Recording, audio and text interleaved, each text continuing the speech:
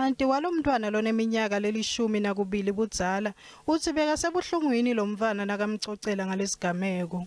She told me that the teacher said to her that she must touch him and let him kiss her, and that she must let it be their little secret. Lomunye webatali longathanzi kudzalulwa uthi wesabela intombatanyana yakhe lefundza grade R kulesikolwa. Even as parents, we are scared for our children. Like, how are we going to trust teachers with our children if they are doing this thing towards them? Letinye takhamuti tase-eJan Kempdrop letivile ngalesigameko tithi tifuna ukuthi acoshwe lothishela kulomphakathi.